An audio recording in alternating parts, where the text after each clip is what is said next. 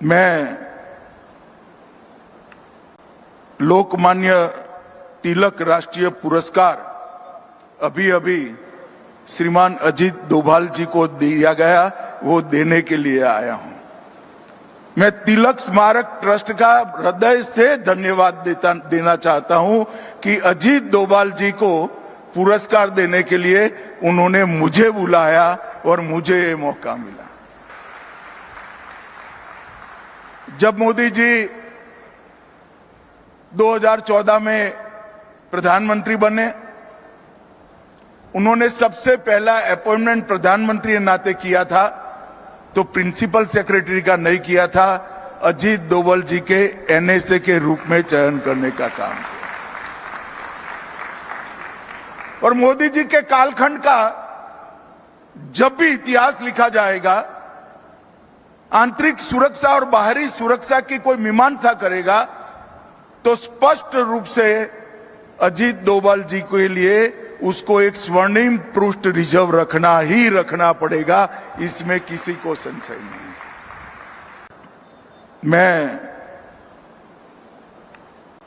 लोकमान्य तिलक राष्ट्रीय पुरस्कार अभी श्रीमान अजीत डोभाल जी को दिया गया, वो देने के लिए आया हूं। मैं तिलक स्मारक ट्रस्ट का हृदय से धन्यवाद देना चाहता हूं कि अजीत डोभाल जी को पुरस्कार देने के लिए उन्होंने मुझे बुलाया और मुझे ये मौका मिला। जब मोदी जी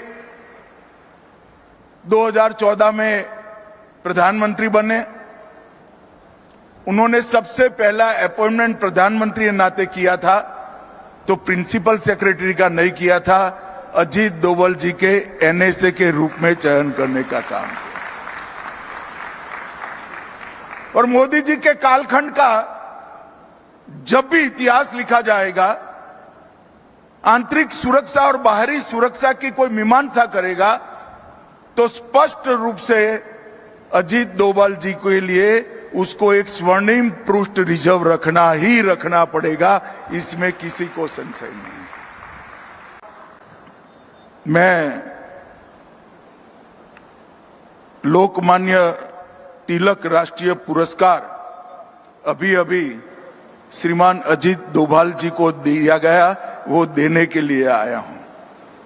मैं तिलक स्मारक ट्रस्ट का हृदय से धन्यवाद देना चाहता हूं कि अजीत डोभाल जी को पुरस्कार देने के लिए उन्होंने मुझे बुलाया और मुझे ये मौका मिला।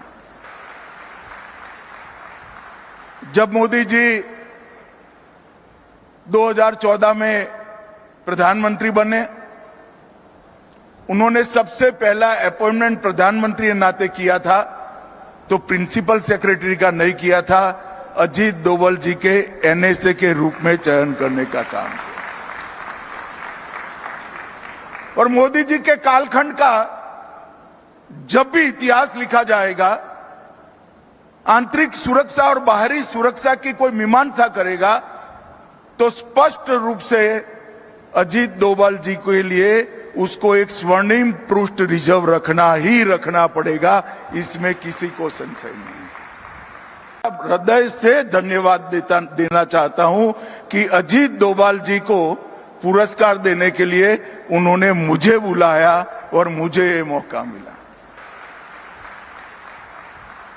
जब मोदी जी 2014 में प्रधानमंत्री बने, उन्होंने सबसे पहला अपॉइंटमेंट प्रधानमंत्री के नाते किया था, तो प्रिंसिपल सेक्रेटरी का नहीं किया था, अजीत डोभाल जी के एनएसए के रूप में चयन करने का काम किया।